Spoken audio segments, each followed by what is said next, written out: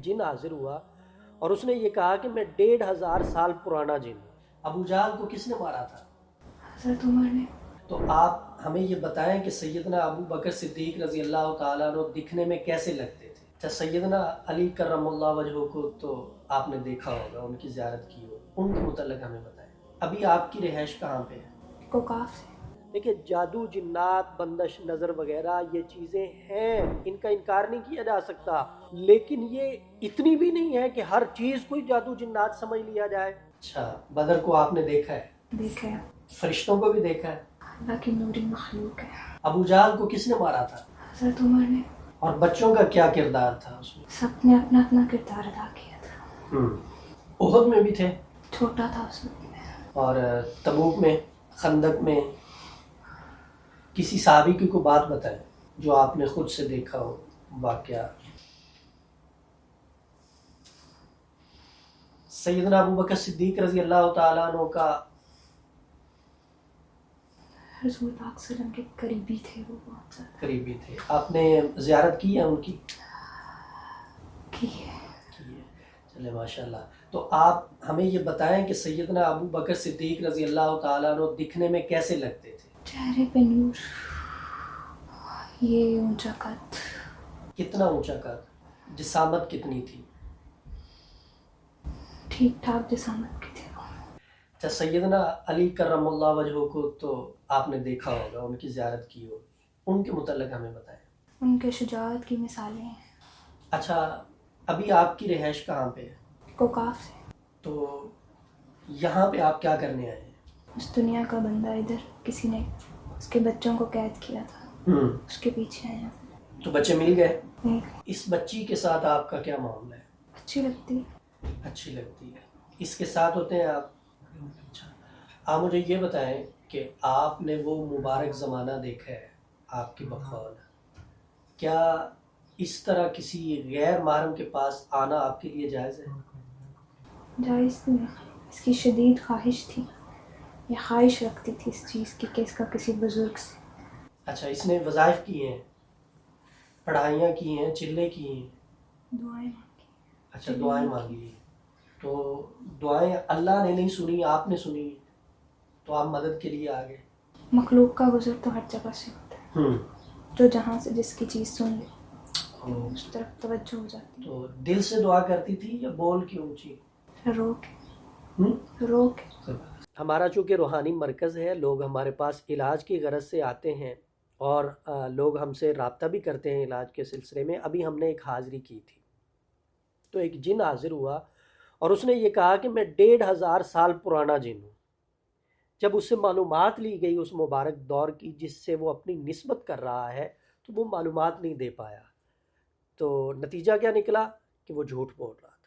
اکثر نہیں بلکہ زیادہ تر جنات جھوٹ بولتے ہیں، جھوٹ بول کر لڑائی جھگڑے کرواتے ہیں، فسادات برپا کرتے ہیں، اور ان کا کام ہی یہ ہے۔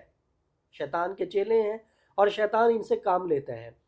بہت سارے کیسز اس طرح کے ہمارے پاس آتے ہیں کہ مریض کے اوپر حاضری ہوئی، جن نے آ کے کہا جی مجھے اس کی بہن نے بھیجا ہے جادو کے ذریعے، مجھے اس کے بھائی نے بھیجا ہے، مجھے اس کی بھابھی نے بھیجا ہے، مجھے اس کے فلاں رشتہ دار نے بھیجا ہے۔ ان بیچاروں کو کانوں کان خبر ہی نہیں ہوتی، اور یہاں ان کے لیے من گھڑت کہانیاں بنائی جاتی ہیں اور ان کے دلوں میں ان کے لیے نفرت ڈال دی جاتی ہے۔ اور اکثر تو ایسا ہوتا ہے کہ ایک جگہ پہ مریض آیا، عامل نے حاضری کی، اس کا علاج شروع کیا، تو جنات اسے یہ کہتے ہیں کہ اس سے آپ نے ٹھیک نہیں ہونا، لہٰذا آپ دوسرے عامل کے پاس جائیں۔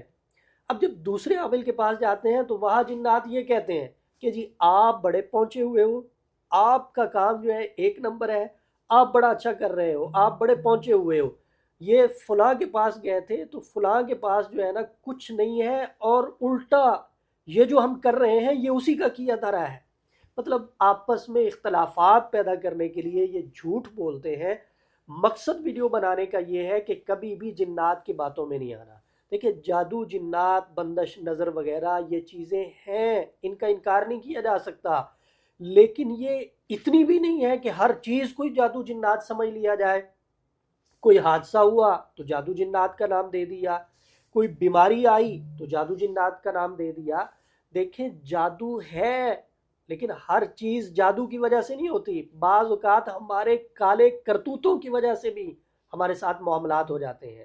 ایک بندہ اگر غفلت کرتا ہے، اپنے کاروبار کو اچھے سے نہیں دیکھتا، تو ظاہری بات ہے کاروبار میں نقصان ہونا ہے۔ اب کسی رشتہ دار کا نام لے کے کہ اس نے میرے اوپر بندش کروا دی اور میرا نقصان ہو گیا، نہیں، ایسے نہیں ہوتا۔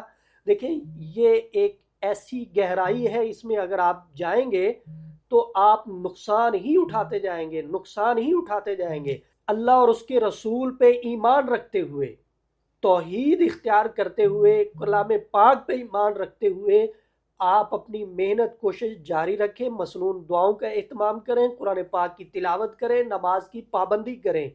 دیکھیں اگر آپ کے ساتھ جادو جنات کے معاملات ہوں گے تو مسنون دعاؤں کے پڑھنے سے، اذکار کے کرنے سے، قرآن پاک کی تلاوت کرنے سے وہ ختم ہو جائیں گے۔ اور اگر آپ اس طرف لگ گئے کہ نہیں مجھ پہ فلاں نے کروا دیا ہے، مجھ پہ فلاں نے کروا دیا ہے، کبھی ایک عمل کی طرف، کبھی دوسرے عمل کی طرف، کبھی تیسرے عمل کی طرف، تو میرے بھائیوں آپ اس دلدل میں پھنستے چلے جائیں گے، آپ کبھی بھی نکل نہیں پائیں گے۔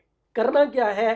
اگر آپ کو یہ لگتا ہے کہ آپ کے اوپر کسی نے جادو کر دیا ہے تو آپ جائیں کسی شرعی روحانی عامل کے پاس جو شریعت کا پابند ہو، قرآن و حدیث کو سمجھتا ہو، اسلام کو سمجھتا ہو، آخرت پہ ایمان رکھتا ہو، اس کے پاس جائیں، اسے کہے جی میرا علاج کر دے، وہ آپ کا علاج کرے اور وہ آپ سے کہہ دے کہ جی آپ کا علاج ہو گیا ہے، آپ پہ جادو ختم ہو گیا ہے، آپ کی بندش ختم ہو گئی ہے، آپ پہ جنات ختم ہو گئے ہیں، تو پھر آپ کا کام بنتا ہے کہ آپ اس کی بات پہ یقین رکھیں، حصار کی دعائیں پڑھیں، مسنون اذکار کریں، نماز کی پابندی کریں، تلاوت کی پابندی کریں اور اپنی محنت کوشش جاری رکھیں۔ اگر آپ یہ کہیں گے نا کہ نہیں ابھی میرا ختم نہیں ہوا، عامل کہہ رہا ہے ختم ہو گیا، آپ کہہ رہے ہیں ختم نہیں ہوا، تو پھر آپ دوسرے کے پاس جائیں گے، دوسرے سے تیسرے کے پاس جائیں گے، آپ نہیں ٹھیک ہو سکتے، آپ کا جادو ختم نہیں ہو سکتا۔ محنت اور کوشش ہمارے ذمے ہے، علاج کی صورت میں بھی، پرہیز کی صورت میں بھی، دنیاوی اسباب اختیار کرنے کی صورت میں بھی۔ اللہ رب العزت ہم سب کی حفاظت فرمائے، اللہ ہمیں شرور اور فتنوں سے محفوظ فرمائے۔